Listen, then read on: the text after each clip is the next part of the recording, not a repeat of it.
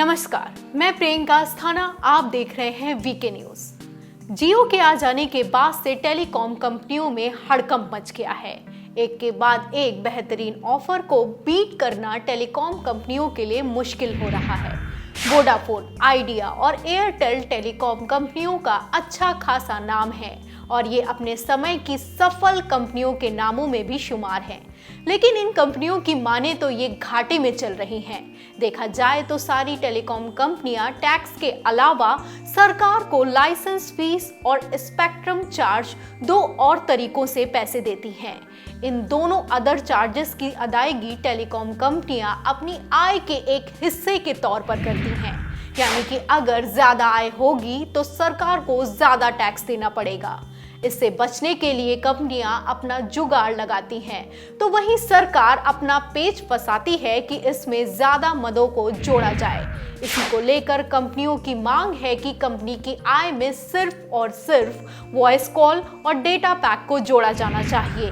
लेकिन सरकार ने अदर चार्जेस में टावर से आने वाले पैसे, बैंक में जमा पैसों पर मिलने वाले ब्याज, इसके साथ ही कई अन्य मदों को भी जोड़ दिया है। इस विवाद ने तूल भले ही अभी पकड़ी हो, लेकिन ये मामला 2005 से ही काफी ज्यादा सुर्खियों में है। तब cellular operator association of India ने दूर संचार के एजीआर फॉर्मूले का विरोध किया। एजीआर यानी कि एडजस्टेड ग्रॉस रेवेन्यू।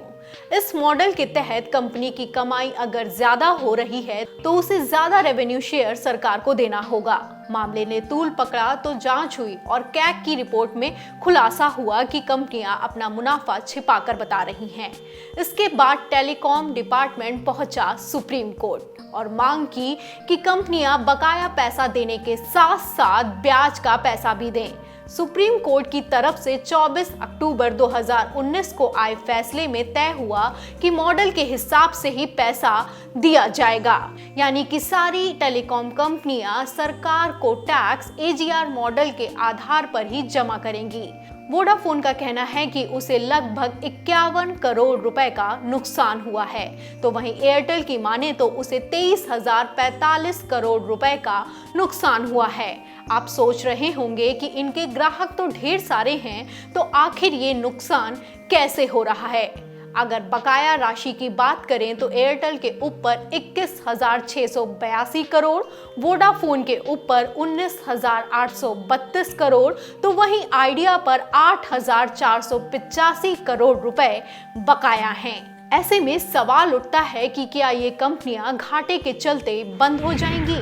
अगर इन कंपनियों का बट्टा बैठा तो उसके लाखों ग्राहकों को भी परेशानियों का सामना करना पड़ सकता है, क्योंकि आपसी कंपटीशन का होना बहुत जरूरी है। कंपटीशन के ही चलते ग्राहकों को लुभावने ऑफर मिलते हैं।